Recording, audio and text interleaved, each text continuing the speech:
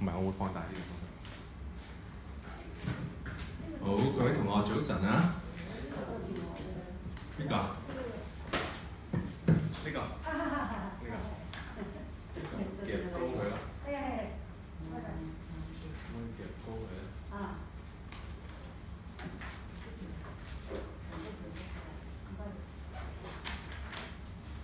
一陣記住我整翻落，得唔得而家？好，我哋温下上堂學嘅嘢先，因為咧我嘅呢度嘅 Apps 嘅聖經咧，開到啦。咁咧上一次我哋睇筆記啊，不如好冇？睇翻筆記啊！上一次咧我哋冇時間去睇筆記嘅，咁所以咧都當一個筆記當温習啦。上一次咧我哋睇咗第2章，第2章咧主力咧係講啲使徒們咧升天見到耶穌升天之後咧，佢哋經歷咗五旬節。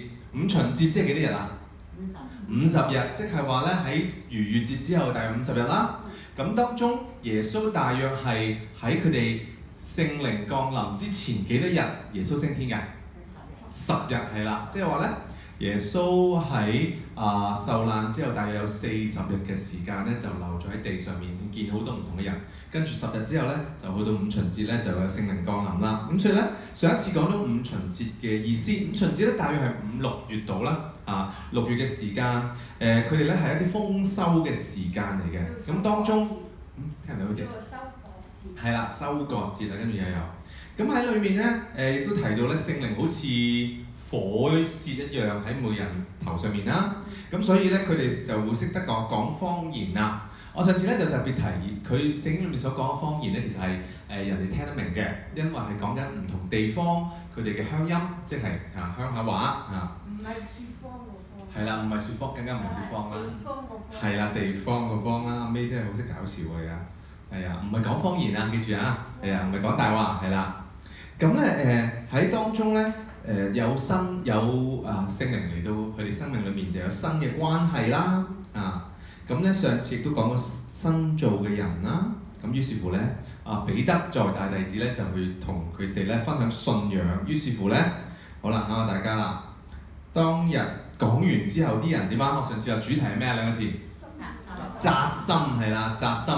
扎心咗之後咧，有幾多人願意信耶穌啊？3000人。咁所以臨尾嘅時候咧，就有3000人咧，門徒約添3000人。咁佢哋咧就行切聽門徒嘅教導啦，彼此交接、擘餅祈禱啦。凡物公用係上次臨尾講嘅嘢。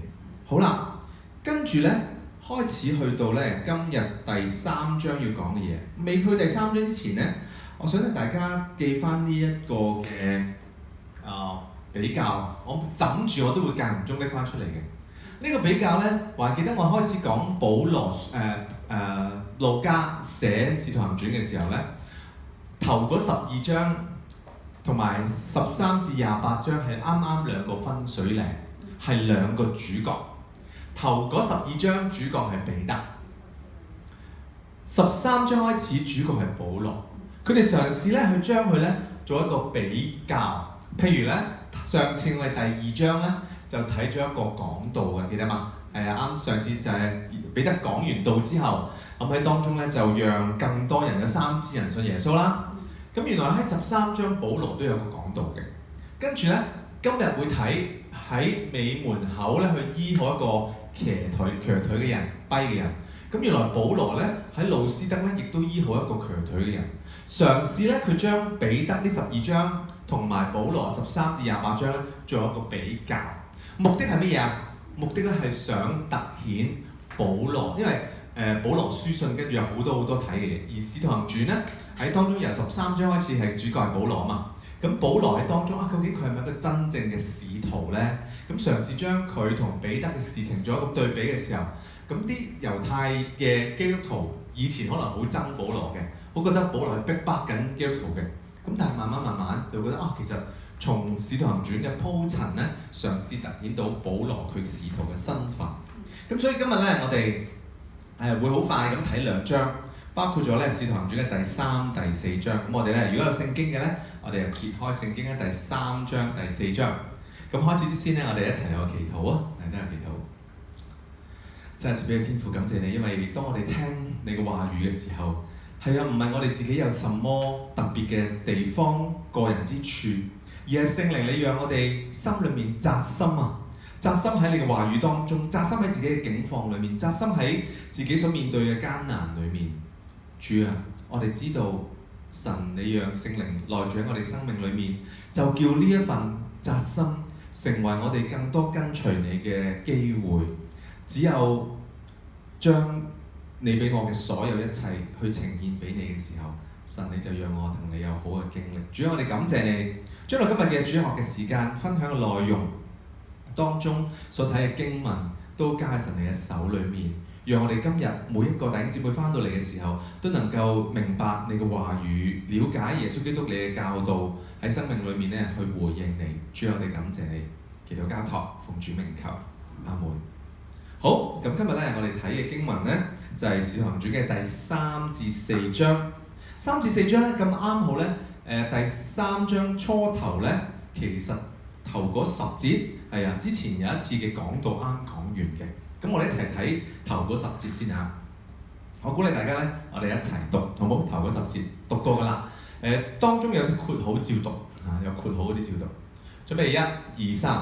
申初禱告的時候，彼得、約翰上聖殿去。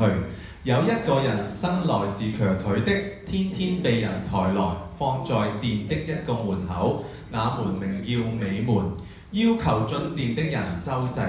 他看見彼得、約翰將要進殿，就求他們周濟。彼得、約翰定睛看他，彼得說：你看我們。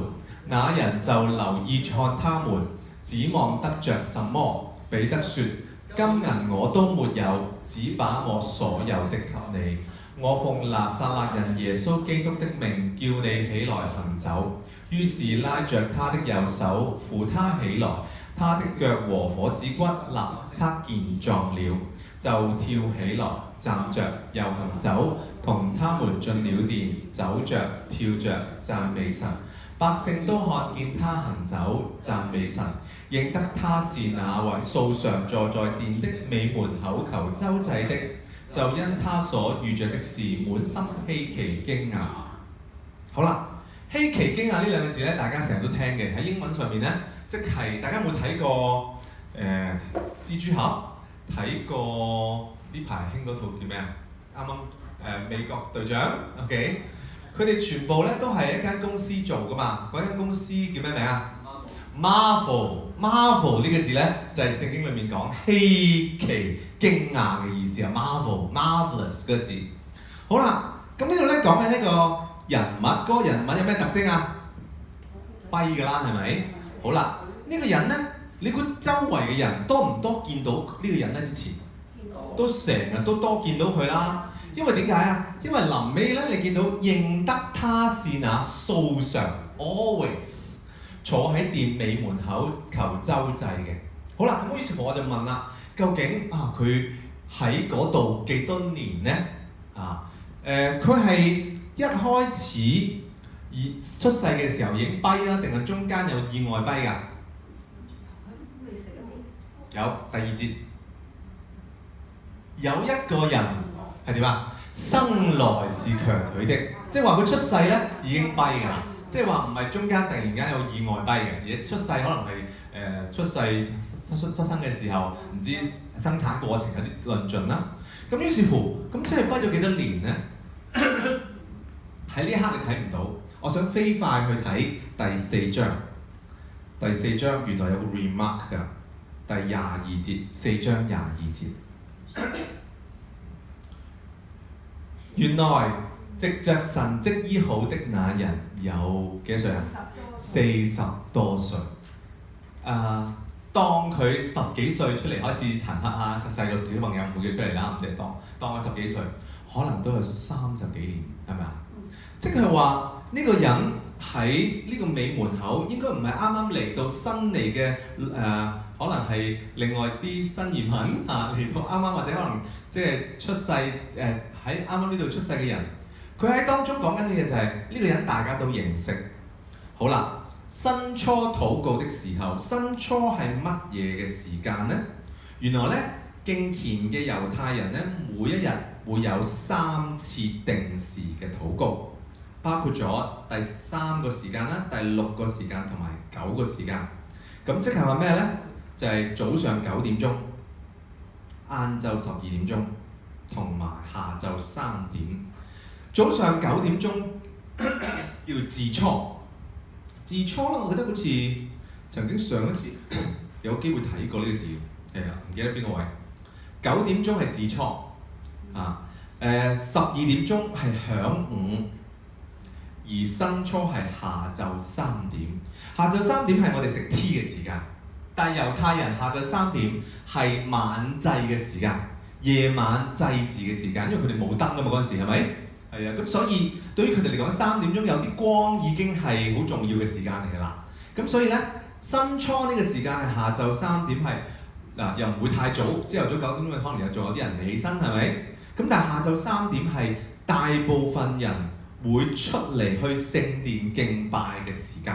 好啦，咁所以申初禱告申初呢個字既話俾我哋聽時間，亦都話俾我哋當時嘅場景啊，就係聖殿應該多唔多人啊？好多人，係啊，係好多人嘅時間喺當中。咁而當時彼得同約翰領受咗聖靈未啊？領受咗啦。上次第2章講佢哋咧已經有聖靈降臨喺佢生命裏面啦。彼得、約翰上聖殿去，有一個生來是瘸腿的，天天被人馱來。我都佢應該都有朋友嘅。我唔知定話一驚人啦。不過睇佢嘅情況，應該朋友多嘅，因為佢嘅心咧係好開心嘅。最後天天被人抬來放在殿的一個門口，那門名叫美門。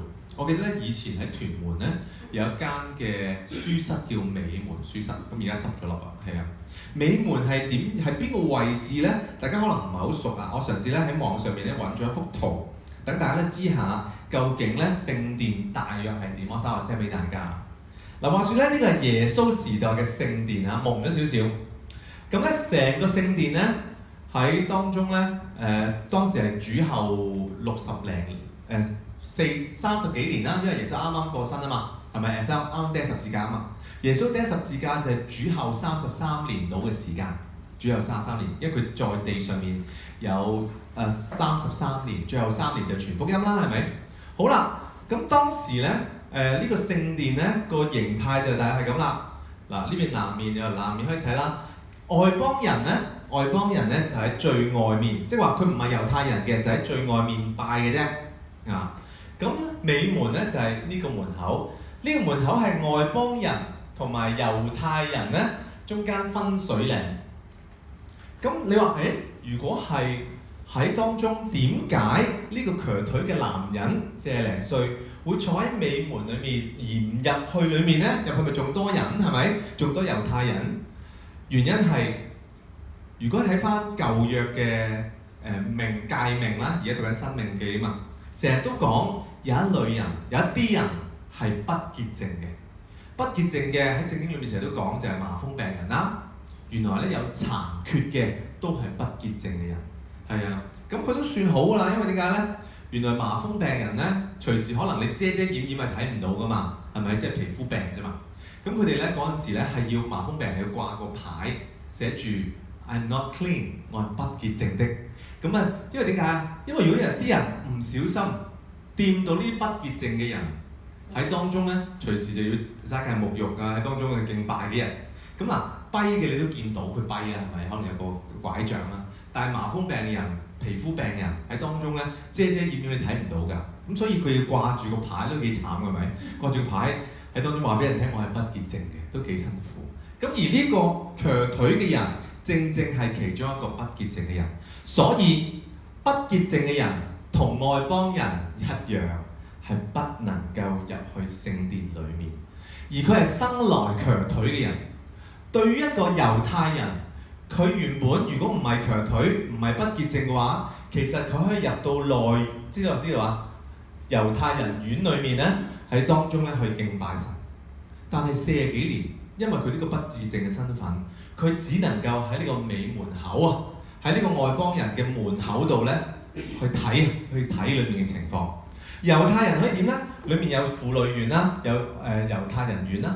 再入啲咧係啲祭司敬拜嘅地方。咁所以咧，佢哋咧就算猶太人都好啦，我攞住隻羊咁啊，羊羔去嘅獻祭都好啦，佢只能夠入到呢個位，喺當中咧喺個門口度望裡面嗰啲祭司咧點樣去獻祭嘅啫，得唔得啊？咁所以對於佢哋嚟講咧，喺佢哋嘅生命裏面能夠入聖殿係好重要一件事。而一陣間咧，我哋會再睇多一個地方叫做所羅門廊。所羅門廊咧就已經係外院嘅地方，周圍即係呢條走廊。如果你睇中國宮廷嗰啲咧，有一條好長嘅走廊啦，慈禧太后嗰啲咧會識亂嘅嘛，係咪？咁嗰啲啊，呢兩條走廊。咁一陣間咧會睇到所羅門廊呢個地方。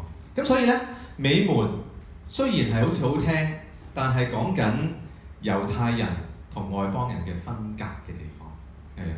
咁而咧當時咧，彼得同埋猶大咧，彼得同埋約翰咧，就一齊咧，就喺去聖殿嘅時間就見到呢個人，要求進殿的人周濟。我估咧上聖殿去呢個動作咧，其實對於彼得同埋約翰彼得同約翰嚟講咧，都係一個好重要，因為佢哋啱啱當時就耶穌啱釘十字架過咗幾日啫嘛，跟住佢哋領受聖靈，佢哋想將呢個福音去傳俾以色列人，所以佢哋自己本身彼得同埋約翰都係以色列人，所以佢就好想就將耶穌係救主嘅呢個信息咧，去傳俾呢班猶太人聽。所以佢一定係主角，一定入去聖殿裏面去分享啦。後來去到《使徒行傳》嘅13章開始，就保羅係主角啊嘛。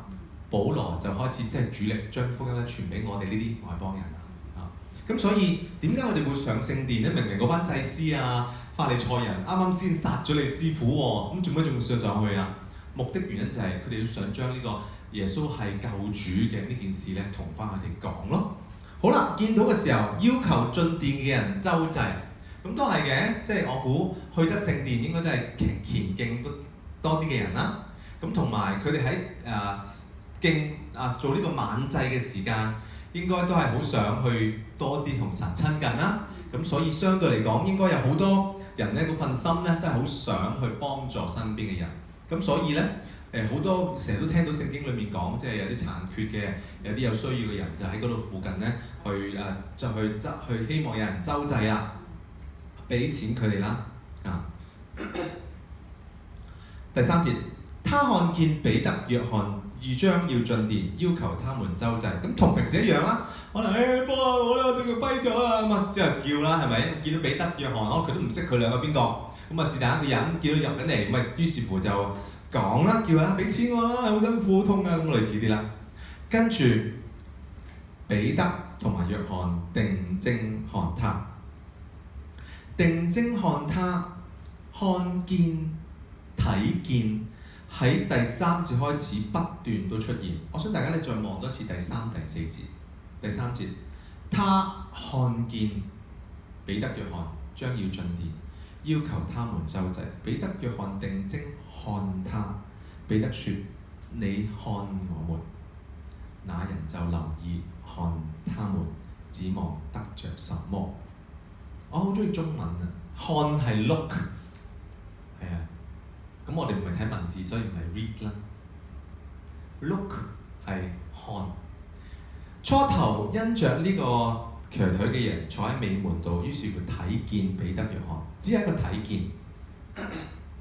而彼得同約翰第4節講定睛看他，呢個看就另外一個層次。當彼得、約翰行到嗰度看呢個瘸腿嘅人，呢個 look 咧。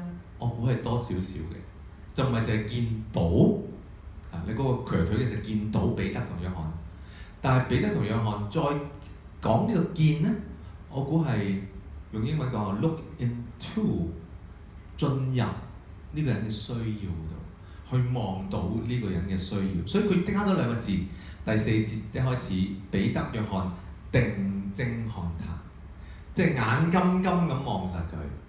呢個定睛咧，既有睇到，但係同樣地係講緊佢好好想望到呢個人真正嘅需要。但係對於彼得、約翰嚟講，喺嗰一刻佢未知係做啲咩嘅，都唔知係點，即係望啫。彼得就話啦：你看我們。我估到一個容許我用呢個字眼啦，一個跛嘅乞丐坐喺尾門口，佢想唔想望見好多人呢？佢未必想，佢只可能係叫，即係周圍望。有人叫佢嘅時候，佢都會擔心，喂，死啦！呢個咪隔離屋個親戚啊，或者可能有啲朋友啊。雖然佢生來瘸腿，咁我估佢都有羞恥之心嘅，係咪？即係有人叫佢，你望住我啦咁。我估佢從來未經歷過，佢都未經歷過咧。有人話你望實我啦咁，冇。但係彼得同約翰，彼得咧就咁講啦：你看我們，你睇我哋。那人就留意看他們，跟住指望得着什麼。我點解講中文好好咧？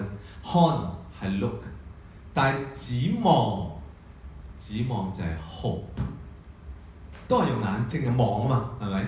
但係用英文講 hope 咧，就唔係淨係眼睛，而係心裏面有個盼望。從 look 去到 hope， 從佢哋每嗰個人留意看他們，到 hope 指望得着什麼？呢一個咧，我相信都係人面對自己生活上面好多需要嘅時候，我哋會期望嘅嘢。我哋會見到好盼望神點樣幫助我哋去面對好多絕境啦、困境啦。但係原來人嘅 hope 同神所期望俾佢哋嘅嘢未必一樣。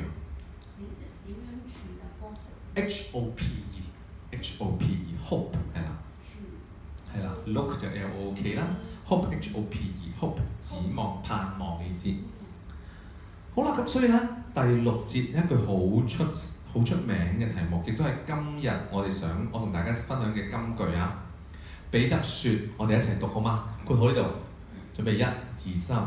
今日我都沒有，只把我所有的給你。我奉拿撒勒人耶穌基督的名，叫你起來行走。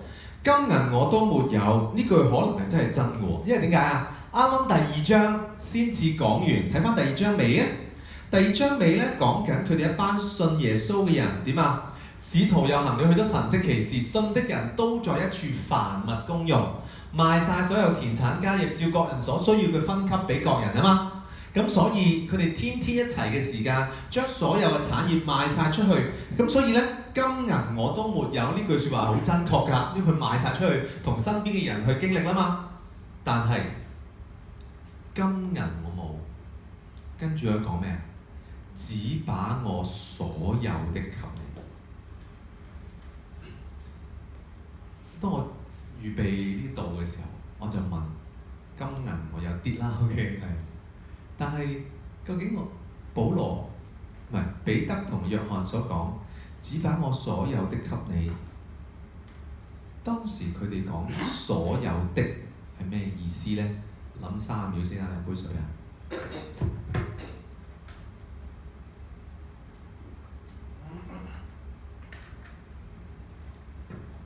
金銀我都沒有，我估今日年代嘅人多多少少都有啲金銀。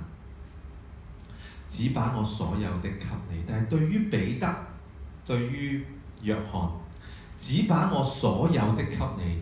我相信佢真係金銀都冇，因為佢變賣晒凡物公用咗啊嘛。只把我所有的，咁我就會問啦。咁今日我嘅所有係咩呢？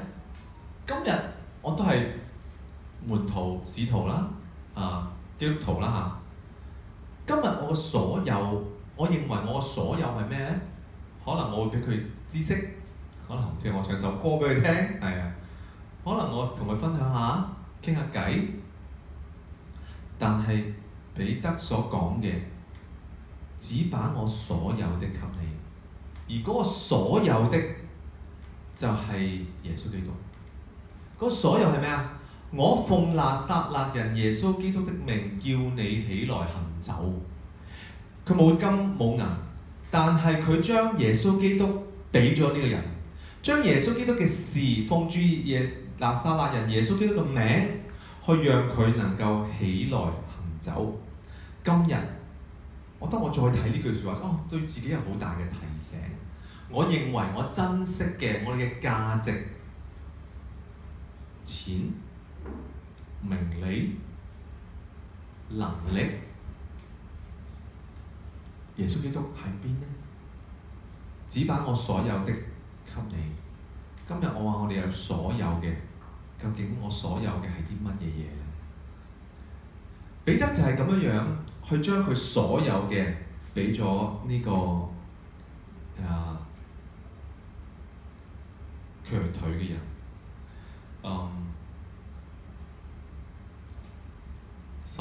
13世紀英國嘅聖公會13世紀已經好有錢啦，你都已經係好教皇年代。OK， 嗰陣時有個笑話嘅，就係講咩咧？彼得嗰個年代咧，真係金銀都冇，即係冇乜錢。今日咧，我哋嘅教會咧已經好多資源啦，好多資源啦。咁所以喺當中我哋咧就唔需要咧擔心冇資源去幫好多人。跟住其中一個修士咁就揶揄當時講呢句説話嘅一個教皇啦，就話：係啊，今日我哋金銀有啦，不過我哋卻係冇咗當時彼得可以用神蹟去醫治人嘅能力啦。呢句説話係講咩？有啲嘢我哋根本就唔重視，根本我就唔需要，因為神會供應。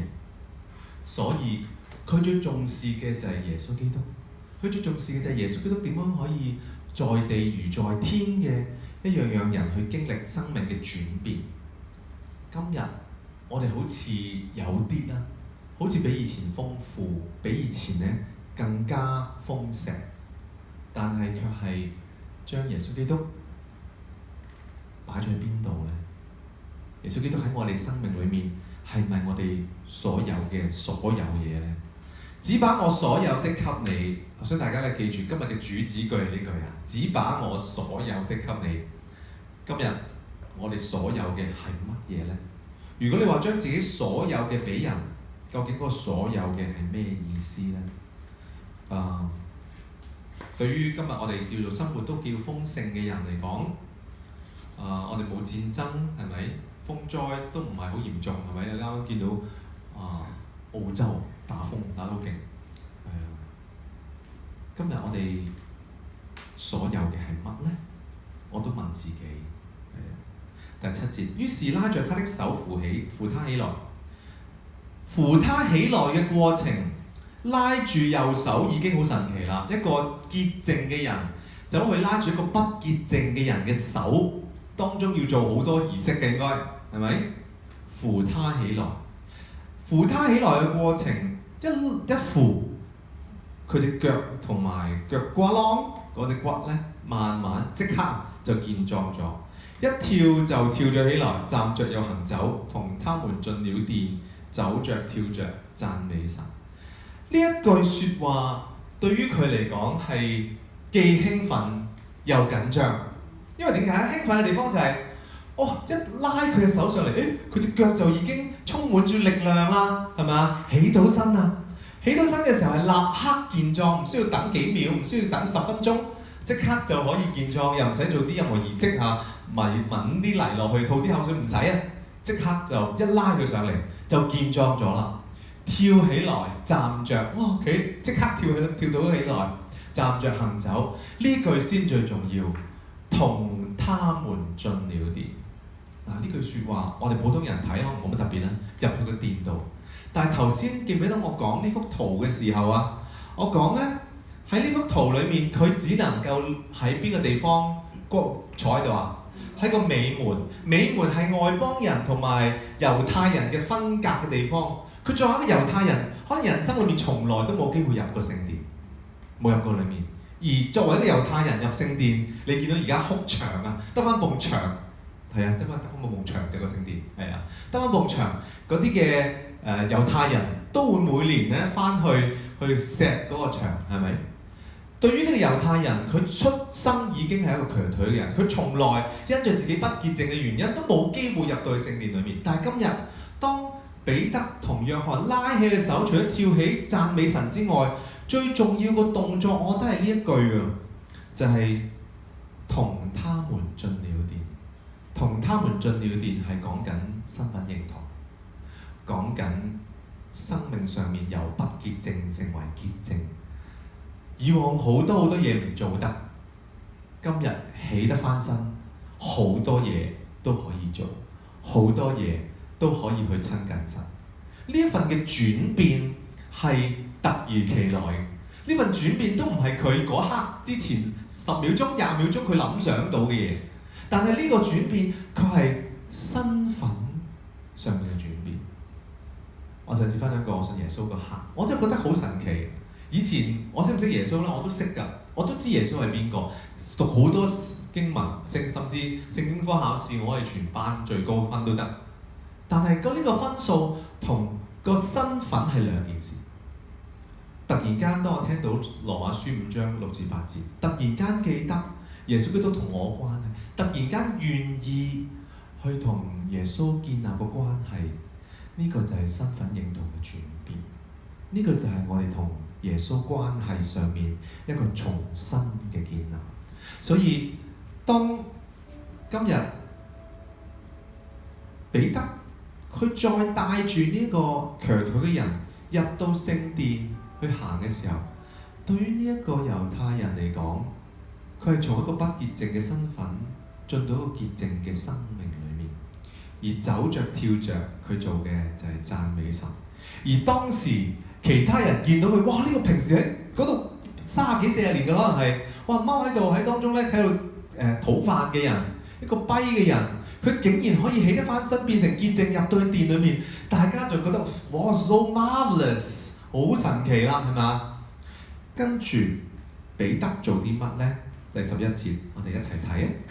第11節呢，那人正在稱為所羅門的廊下，拉着彼得、約翰。咁梗係唔俾佢哋走啦！哇！呢個恩人大恩人係咪？於是乎咧，就拖住彼得同埋約翰咧，就去到頭先睇過啦，唔再睇幅圖啦，就係聖殿嘅側邊啦，好多人喺度啦，眾百姓一齊跑到他們那裏，都覺得稀奇。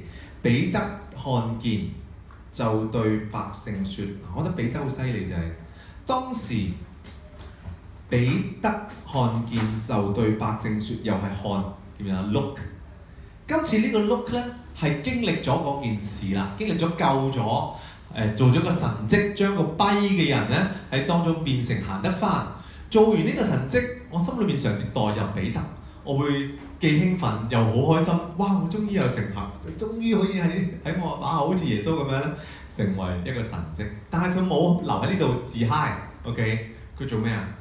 佢就即刻諗頭先咪 look 嘅，記唔記得？睇見定睛睇見，咁佢見到嘅唔單止係呢一個瘸腿嘅人嘅需要，佢更加見到百姓嘅需要。於是乎佢就唔等啦，一個好嘅時機，做完神蹟，咁梗係傳福音啦，係咪？彼得看見就對百姓說：以色列人啊，為什麼把這事當作 marvel 稀奇呢？為什麼定睛又見到定睛呢個字出現啊 ？Look 看我們，以為我們憑自己的能力和虔誠使這人行走呢？點解你哋望住我，以為我哋有冇好多神奇呢？其實彼得正係想講俾你哋聽，我冇乜特別，因為我背後個大佬勁啫。OK， 佢講咩啊？13節，亞伯拉罕、以撒、雅各，所有以色列人一定識呢3個人，因為佢哋嘅祖先係最大嘅，我叫老祖宗啦。OK， 亞伯拉罕、以撒、雅各嘅神就係我哋列祖嘅神。已經榮耀了他的僕人耶穌。呢個榮耀了，原來咧喺舊約裏面有下好多次咧，都預言咧耶穌基督釘喺十字架上面，耶穌基督嗰份係救恩。榮耀呢個字咧係指耶穌經過死而復活升天，並且顯明佢係神嘅兒子。咁喺舊約新約有好多經卷咧都講到榮耀呢個字。神已經榮耀咗佢嘅僕人耶穌，你哋佢係將佢交俾比拉多，定意要釋放佢，你哋竟然喺比拉多面前棄絕佢，棄住咩嘢啊？你們棄絕了那聖潔公義者。聖潔公義者係咩意思啊？聖潔公義者就係喺舊約聖經裏面講，我哋都係不潔嘅，我哋係罪人喺不潔嘅民當中。但係聖潔公義者只係得一個，就係神嘅兒子耶穌呢個未來佢等候緊嘅彌賽亞。反求着釋放一個兇手巴拉巴俾佢哋。你們殺了那生命的主，神卻叫他從死裏復活。我們都是為這事作見證。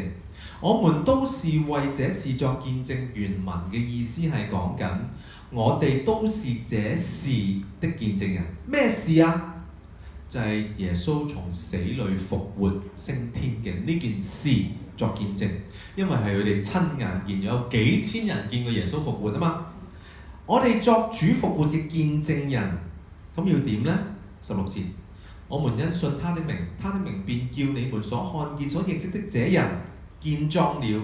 正是他所賜的信心，叫這人在你們眾人面前全然好了。講緊嘅係，我哋今日要去見證邊個呢？唔係我有任何犀利識得神醫，我哋唔係，就係嗰個你哋棄絕嘅耶穌基督，嗰個呢。神認為係聖潔公義者喺當中，你哋將佢交俾比拉多，比拉多想放佢，但係你哋卻係拉咗另外一個兇手巴拉巴作為取代。於是乎釋放個兇手俾你哋嘅時候，你哋殺咗呢個生命嘅主，呢個主卻係從死裏復活，係耶穌基督。我哋係為着耶穌基督呢個死裏復活嘅主作見證，而作見證過程因住神俾我哋喺當中有機會見到呢個人，而呢個瘸腿嘅人因着佢都有信心，叫你們所看見、所認識的呢個人見壯了。正是他所賜的信心，叫這人在你們眾人面前全然好了。弟兄們，17節，我曉得你們做這事是出於不知。你們的長官也是啦，兜翻底係咪？我都知嘅，你哋殺耶穌，其實你哋係唔知道㗎。你哋釘死耶穌呢件事，你哋唔知，你哋嘅長官都唔知自己做過啲乜。但係神藉住18節啊，神藉住眾先知嘅口預言基督將要受害，就咁樣應驗咗。咁因為當時喺佢哋睇起上嚟，佢哋從來都唔知道原來呢個救主呢個彌賽亞係會以一種受苦僕人嘅形式出現，所以佢哋咪完全唔知咯。18節講緊呢個已經應驗咗。19節，所以你們當悔改歸正，使你們的罪得以塗抹，這樣那安舒的日子就必從主面前來到，主也必差遣所預定給你們的基督耶穌降臨。好啦，呢度要解一解嘅。喺當中19節所以係啊，你哋雖然唔知道，但係你做咗啦。你哋唔知道，啲官長都唔知道，原來耶穌基督係彌賽亞係救主。唔緊要，你哋唔知道唔緊要。不過今日，所以係講緊一個生命嘅轉變，所以係講緊你跟住要點做啊？你要點做啊？所以你們當悔改歸正。以往你唔知道你釘耶穌嘅十字架上面，但係今日你知嘅，你要悔改歸正，使你們的罪得以塗抹。塗抹係咩意思咧？古代人咧，佢哋寫字咧，就係好嗰時啲紙張嘅技術都未係好盛行，可能係用普通嘅草寫上去，而嗰啲墨水亦都唔好犀利啦。咁所以咧，佢哋寫幾個字，可能隨時咧用普通嘅手一抹，嗰啲字就已經冇咗。所以塗抹係講緊一筆勾銷，講緊咧完全冇晒嘅意思。所以你哋應當悔改歸正，使你哋嘅罪咧可以一筆勾銷。咁當中那安舒的日子就必從主面前來到。那安舒的日子咧，原文係講，做個動作，鬆一口氣嘅意思。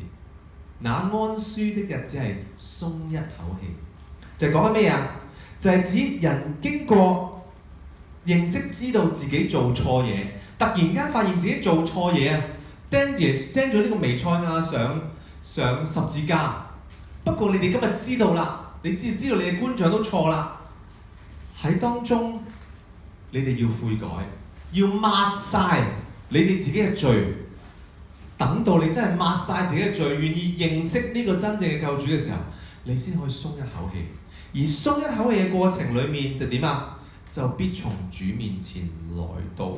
呢一份鬆一口氣唔係自己俾自己深呼吸咁簡單，而係耶穌基督佢親自嘅將呢一份放鬆、呢份釋懷、呢一份從罪裡面解救出嚟嘅份力量咧，去俾你。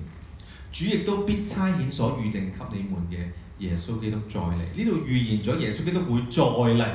上次嚟咗啦，不過你釘喺十字架上面。不過耶穌會再嚟㗎。主必差遣所預定嘅，天必留他21節，天必留他，等到萬物復興的時候，就是神從創世以來藉住眾先知口所講嘅一紮關於耶穌再嚟嘅事。天必留他係咩意思呢？既然耶穌基督已經喺10日之前，頭先咪講上堂咪講佢五旬節升天啦，五旬節領受聖靈啦，10日之前升天啊嘛。升天，天必留他係講緊升天得着榮耀呢個基督，佢會係喺天上面等候、等待，等咩呢？等到神計劃嘅時間，萬物都復興。復興嘅意思係咩啊？復興係一個 restore 重新建立，恢復到神創世嗰份嘅美好同聖潔。即係咩意思呢？等到萬物都真係知道耶穌係我哋嘅救主，等到萬物都回復翻認識神嘅呢個階段嘅時候，就是神從創世以來藉住眾先知口所講嘅，講乜嘢啊？跟住一大紮由22節開始都係講緊耶穌基督就係個救主咯。21節，摩西曾說：主神要從你們弟兄中間興起一位先知像我，凡他向你們所說的，你們都要聽從。講緊耶穌啦。凡不聽從那先知的，都係講緊耶穌啊！必要從民中全然滅絕。對於今日我哋嚟講，猶太人仍然都未信耶穌係彌賽亞㗎，係啊，都係等緊。所以天必留他，等到萬物復興嘅時間係等緊啊！等緊猶太人都願意信耶穌，等到猶太人都願意以耶穌成為我哋生命嘅救主、生命嘅主。24節，從撒母耳以來嘅眾先知凡說預言的，也都說到這些日子，都講到關於耶穌嘅事啊！你們是先知嘅子孫，亦都承受神同你哋祖宗所立嘅約，就是亞伯拉罕說：地上萬族都要因你的後裔耶穌基督得福。神既興起他的僕人，就先差他，已經差咗啦，釘喺十字架上面啦，俾佢哋，就先差他到你們這裏來，賜福給你們，叫你們各人回轉離開罪惡。所以下面呢大段都係講緊，無論摩西、無論撒母耳、無論以往嘅先知，到連亞伯拉罕你哋嘅祖宗啊，都係講緊我哋要等候耶穌基督。佢已經先差他嚟到呢個地上面，佢已經喺2000幾年前降生，跟住喺傳福音釘喺十字架上面，佢將會第二次再嚟啊！第4章咯喎，我哋睇下第4章。咁講完呢番説話，彼得講完呢番説話之後，使徒就對百姓説話嘅時候，第4章啊，祭司們、守殿官咧，簡單嚟講咧就係聖殿嘅總管、大內總管啊嚇，負責監督去守衛住聖殿，維持聖殿嘅秩序。地位同權勢咧，僅次於大祭司嘅啫。撒都該人咧，特別嘅一個猶太教嘅派別，佢哋成員咧都係祭司嘅等級。佢哋咧唔相信死人復活，而當彼得、約翰佢傳福音講耶穌復活嘅時候咧，佢哋係非常之懊惱㗎。第2節，因他們教訓百姓，本着耶穌傳說死人復活，就很煩惱啦。點解咁煩惱？因為撒都該人佢哋唔信有復活呢件事咯。係啊，於是下手拿他們，因為天已經晚了。你諗下3點鐘，頭先話下晝3點嘅係咪啊？下晝3點嘅時候發生嗰個神蹟事件，跟住咧好開心跳下舞入下殿，跟住咧又拉佢出嚟，跟住咧又去到所羅門廊嗰度咧又傾下偈，跟住就傳福音，搞一下都天黑㗎啦，係咪？因為天已經夜了，就把他們押到第二日。但聽道之人有許多信的，男丁數目約有幾多啊？哇！傳一次福音有5000人信，一來聖殿好多人啦，但係淨係計男人都有5000喎，係咪？跟住第二日啦，過咗一晚，官府長老同埋文士喺耶路撒冷聚會，喺邊度聚會啊？睇下幅圖啊，就係呢度啦，猶太公會呢度啦。佢哋公會嘅地方就係啲祭司啊、文士啊、撒都該人咧，佢哋聚會商議。而耶穌基督佢釘十字架之前，都曾經去過呢個猶太公會裏面被審問，記得嘛 ？OK， 原來就喺聖殿隔離嘅啫啊。好啦，咁於是乎咧喺裏面佢哋一齊傾啦，又有大祭司亞拿同埋該亞法。呢度講下歷史先啊。當時咧大祭司咧亞拿咧已經唔係真正嘅大祭司啊。大祭司唔會有兩個人噶嘛。該亞法同亞拿兩個大祭司見唔見啊 ？OK， 大祭司咧當時嘅大祭司應該係該亞法。但係亞拿呢個名，你發現咧間唔中喺新約裏面都會出現嘅一個大祭司嘅名，原因就係呢個大祭司咧當時咧權力好大，大到一個地方咧，連周圍身邊嘅政治人物都好擔，好驚佢。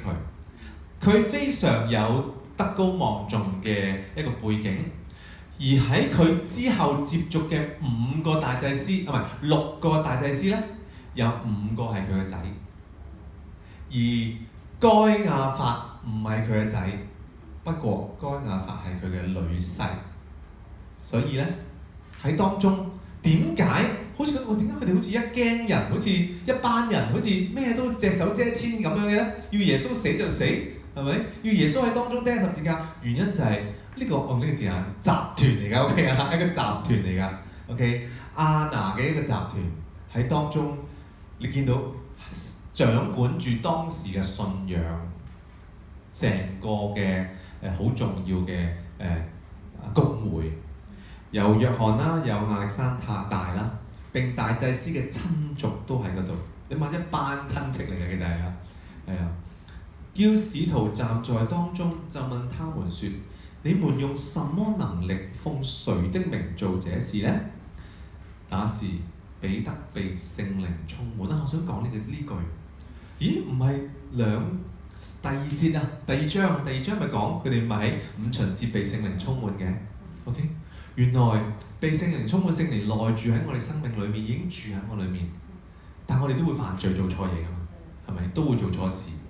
但係原來某時某刻，當我哋有需要嘅聖靈就會再次充滿我哋。所以原來呢個充滿咧，你話點解我突然間有感動咧？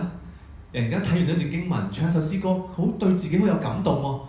就係原來新約聖經都係咁，聖靈係會隨住咗住喺我哋生命當中，做我哋保惠師之外，有需要嘅時候，佢都會係充滿住我哋，讓我哋可以面對各種嘅境況。那時彼得被聖靈充滿，對他們說：至民的官府和長老啊，倘若今日因為在殘缺人身上所行嘅善事，查問我們他是怎樣得了痊癒，文字識解唔解啦？你們眾人和百姓都當知道，站在你們面前這人得痊癒，是因你們所釘十字架，神叫他從死裏復活的拿撒勒人耶穌基督的名。佢再次把握住呢個機會，去將福音去同呢一班好頑梗嘅一個集團嘅人，同佢哋去講，他是你們匠人所棄的石頭，已成了房角的頭塊石頭。猶太人起屋嘅時候佢冇打樁嘅嗰個年代，係咪？冇打樁呢個概念，啲樓亦都唔高。佢哋會做咩呢？喺安放根基嘅時候先喺最外面嘅一個角落去放置一個大嘅石，叫房角石。嗰個石係最堅固、最穩妥嘅石頭。佢哋揀一塊最穩妥嘅石頭。咁用呢塊石頭係作為個房嗰棟樓嘅最角落嘅位置，轉角處嘅巨石，去連繫住個牆啦，同埋係支持住、穩定住成個建築物嘅石頭。所以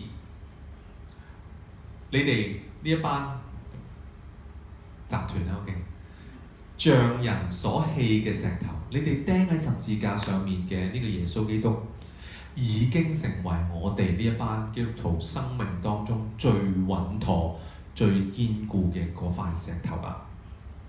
除他以外，別無拯救。除咗耶穌基督之外，冇其他方法可以再得着呢份救恩㗎啦。耶穌基督耶穌基督係得救嘅唯一嘅方法。喺神面前，我哋唔能夠自己救自己，亦都冇辦法救其他人，因為在天下人間沒有賜下別的名，我們可以靠着得救。他們見彼得、約翰嘅膽量，之前佢哋咩？又看出他們原是沒有學識嘅學問嘅小民，就稀奇啦，認明佢哋係跟過耶穌嘅。又睇見嗰個治好咗嘅，真係行得走得嘅喎。以前30幾40年喺當中跛嘅喎，治好嘅人同佢哋一齊站着。成日都話唔使講，唔使揾見證啦，即係呢個已經可以企起身嘅跛嘅人，已經一個好大嘅證據啊，就無話可駁。於是吩咐佢哋從公會出去，就彼此相議説：我哋應該點？即係叫佢哋走出去先啦。我哋就傾啦喺度，點樣處理呢兩個人呢？佢哋真係行咗就神蹟喎，凡住喺耶路撒冷人都知道呢個真係神蹟嚟嘅喎。我哋唔可以話冇，但係我哋擔心呢件事咧傳去民間，我哋要恐嚇佢哋，叫佢哋唔好再奉呢個人嘅名去講論。於是叫他們來，禁止他們，總不可奉耶穌的名教論教訓人。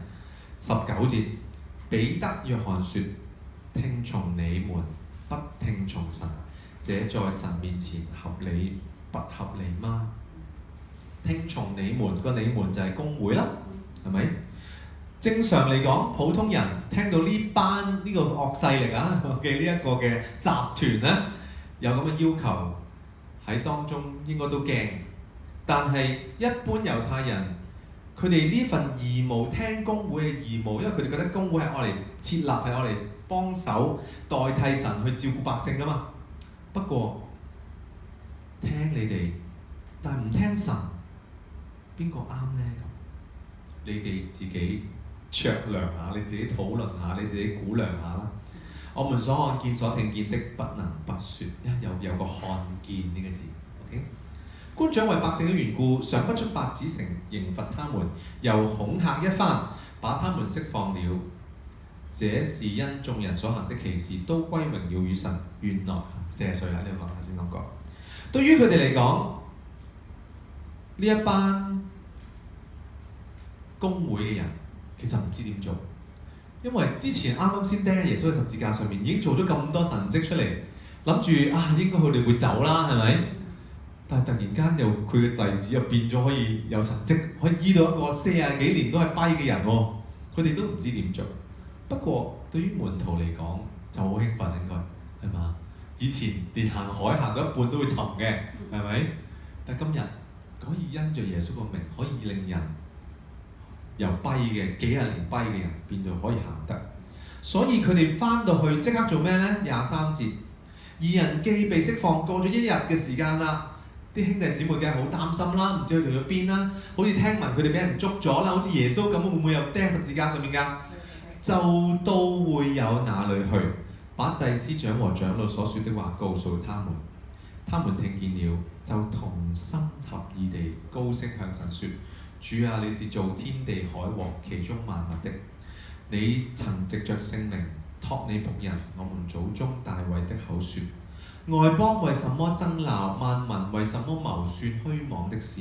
世上的君王一齊起來，神左也聚集，要敵擋主並主的受膏者。佢哋再重溫翻神喺當中舊約裏面提嘅嘢。27節，希律同埋本丟比拉多外邦人同埋以色列民果然在這城裏聚集，要攻打你所膏的耶穌，聖僕耶穌，成就你手和你兒子所預定的必有的事。以前呢班以色列人，呢班門徒其實唔知點解耶穌要釘十字架上面。以前佢哋覺得咧，佢哋咧要似個王榮耀個王嘅身份咧，騎住白馬驢仔入到城裏面咧，要咧推翻呢個政權。但係當耶穌釘十字架之後，當耶穌復活之後，當彼得呢班門徒領受聖靈之後，佢哋明白耶穌嘅心意，明白神嘅意旨嘅時候，佢哋重新回顧耶穌所經歷嘅事。今日28節，其實再睇翻本丟彼拉多，再睇翻耶穌釘十字架事嘅時候，佢哋能夠講到呢句：成就你手和你意旨所預定必有的事。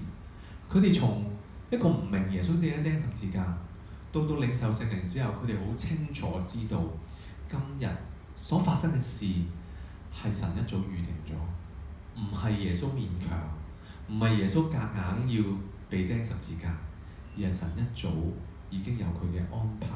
而呢個安排以前佢哋唔明，今日佢哋明白之後，就見到嗰份嘅恩典神蹟。29節，他們恐嚇我們，現在求主監察，一面叫你僕人大放膽量講你的道，唔使擔心啊，大放膽量去講，因為伸出你的手來醫治疾病，並且使神蹟奇事因着你聖僕耶穌的名行出來。禱告完了，好勁好勁，聚會的地方震動，他們就都被聖靈再一次充滿啦，放膽講神嘅道。跟住下面就講凡物公用啦，提到一個人，下一次會講啦。巴拿巴就係同保羅去傳福音，去外邦傳福音嗰個人。係啊，我想咧臨尾總結咧去睇一句説話，都係我一路睇嘅時候，以前冇睇到，但係對我嚟講一個好嘅提醒。23節，一齊望望23節咧。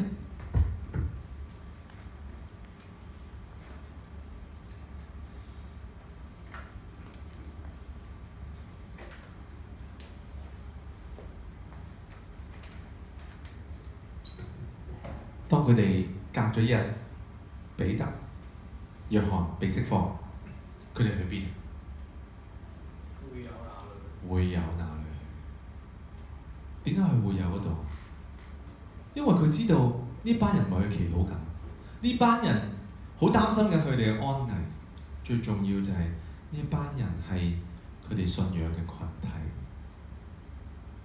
今日咧，你同我都會有艱難嘅時間。點解我哋要翻嚟崇拜？我其實網上面好多崇拜，網上面有好多好多教會可以翻。但係嚟到呢度，有陣時我哋都會話：哎呀，可能好攰啊，或者可能翻到嚟個講道未必係我好啱聽。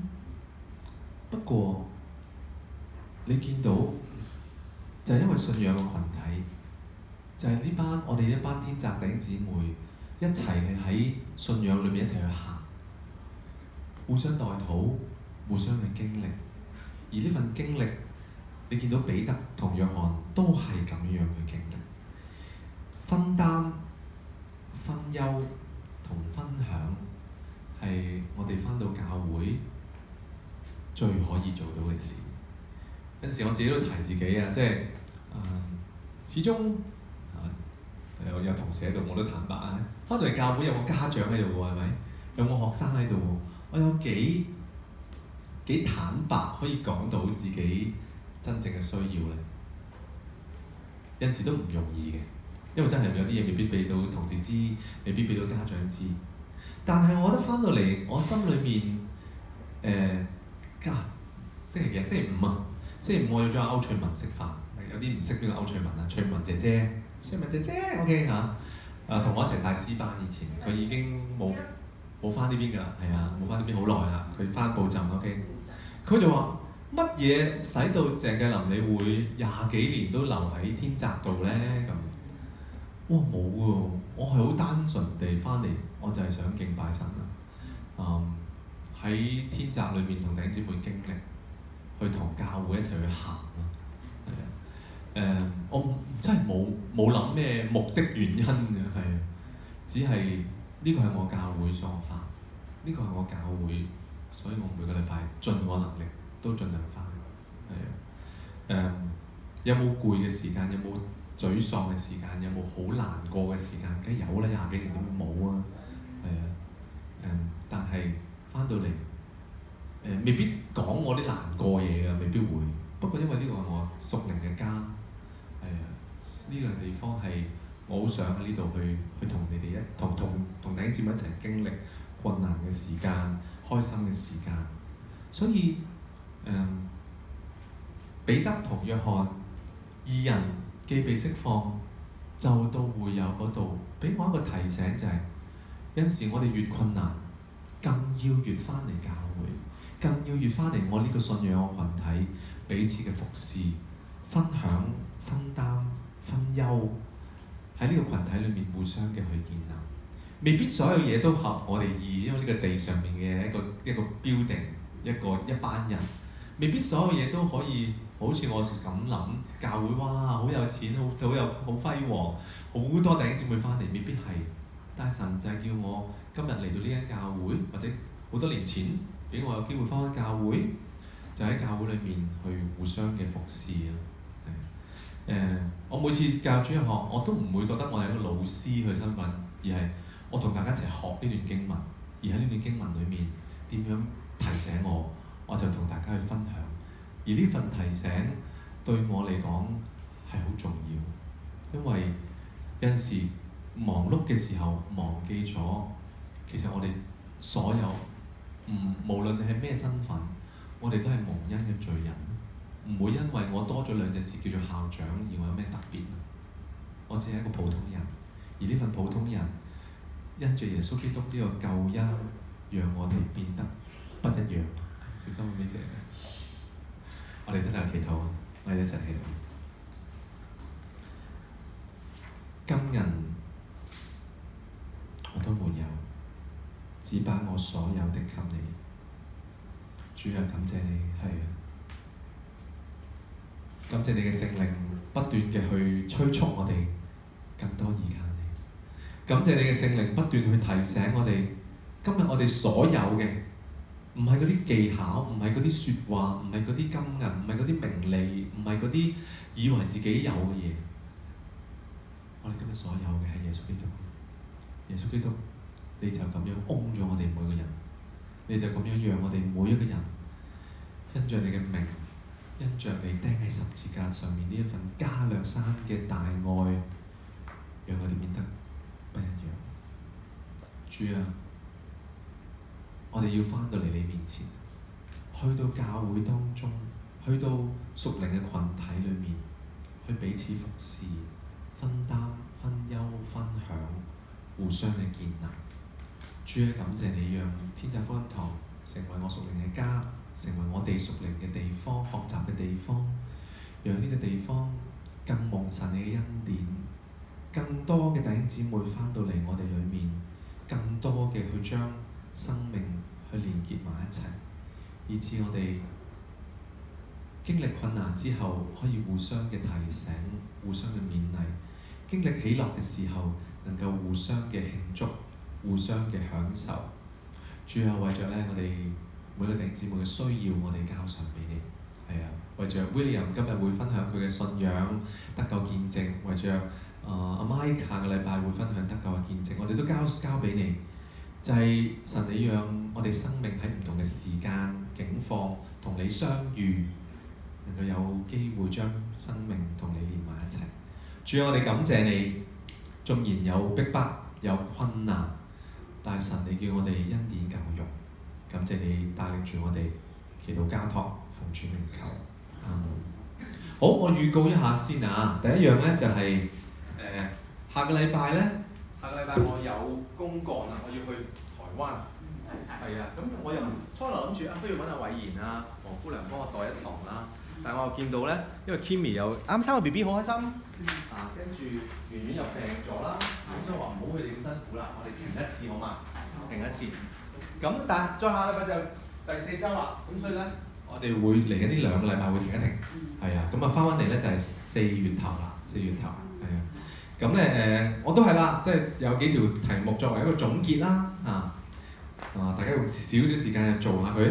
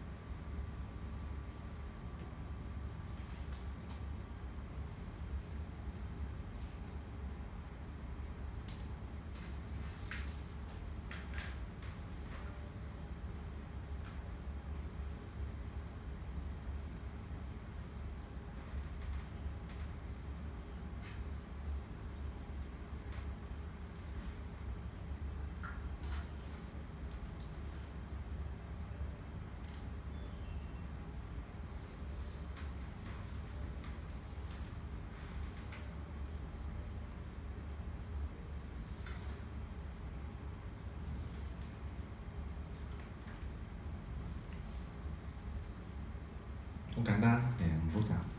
我哋逐條嚟啊！第3章裏面，彼得同約翰遇見一個生來瘸腿嘅人，喺邊度見到啊 ？A 係啦，美門嗰度啦，聖殿嘅美門 A。好啦，第2條，彼得對瘸腿嘅人話：金銀我都沒有，只把我所有嘅給你。他接着講咩嘢啊？C 係啦，奉拿撒勒人耶穌基督嘅名，叫你起來行走。將所有的給你，喺當中咧就奉耶穌嘅名叫佢行走啦。瘸腿人醫治後，佢嘅反應係咩啊？係啦，企起身行走跳躍讚美神，係啊。咁喺當中咧都有唔同人被醫治有唔同嘅反應嘅。咁呢個反應係好雀躍啦 ，Marvel 咁啦。OK。第4，彼得對聚集嘅人話：呢個瘸腿人得醫治係因為 C 係啦，瘸腿人咧嘅因着基督耶穌個名同埋神嘅能力。我心裏面諗 B 都係有關係㗎，佢都要有信心㗎嘛，係咪？所以咧我自己心裏面諗 C 係原本嘅答案啦。不過咧瘸腿人有信心咧都係好重要嘅。第5節，彼得喺講道當中提到邊一位先祖預言耶穌基督啊？好，答案係 A 啊，摩西。你話唔係亞伯拉罕咩？亞伯拉罕都有講過喎。小心喎，嗰段經文咧講亞伯拉罕嗰段咧，睇翻先，就係第3章25節。你們是先知的子孫，也承受神與你們列祖所立的約，就是對亞伯拉罕，係神對亞伯拉罕講，就唔係亞伯拉罕講一個預言，明我意思嘛 ？OK， 咁所以咧，真正講係摩西。摩西第3章22節，摩西曾説，即係摩西講啦，主神要從你們中間興起一個先知。好，第6節第6題，使徒行傳嘅第4章，邊個對彼得約翰行為你感到不滿啊？Boy 係啦，法利賽人同埋啲官長啦。頭先我特別講亞拿啊，記得呢個亞拿嘅大祭司啊，係啊，一驚人咁一班人啊。OK， 第7題，使徒行傳嘅第4章提到彼得同約翰因為咩原因被捕啊 ？A 啦講論耶穌基督嘅復活並醫好咗瘸腿嘅人，係啊。第8條，彼得同約翰審問嘅時候，聖經記載佢哋充滿咗咩？C 係啦，聖靈啦，充滿咗聖靈。咁嗰度係講緊佢哋被審問之後咧，就聖靈咧喺當中就充滿住佢哋。8節啊，那時彼得被聖靈充滿，係啊，對他們説一番説話啦。審問嘅時候，瘸腿人得醫治係因為耶穌基督嘅名啦 ，boy 啦。第10題，彼得喺審問當中，除他以外個他字係邊個 ？boy 耶穌基督啦，係啊，耶穌啦。11節，公會嘅人對彼得同約翰嘅表現感到驚訝，因為佢哋係咩啊？猶太，咁佢哋未係宗教領袖住嘅當時嚇，佢哋係沒有學問嘅小民，就係覺得佢哋都唔識嘢嘅漁夫嚟嘅啫嘛，點解會可以講到咁多嘢咧？好驚訝啦！所以11條 A， 彼得同約翰釋放咗之後，佢哋回到自己嘅同伴，禱告求神賜下咩啊 ？boy 勇氣，放膽繼續放膽傳神嘅道啊！俾勇氣佢哋啦。最後一節啦，《使徒行傳》嘅最拉尾嘅結尾，信徒裏面有咩特點啊 ？boy 凡物公用，沒有一個人咧去欠缺。好，咁咧，我今日又係冇時間睇個筆記啦嚇，係啊，咁我下次咧就用筆記嚟做重溫，好冇？咁啊記住，下2個禮拜都冇主日學，下個禮拜我就去咗台灣，再下一個禮拜咧就係祈禱會嚟嘅。咁啊4月第1個禮拜再見大家 ，OK， 好，拜拜。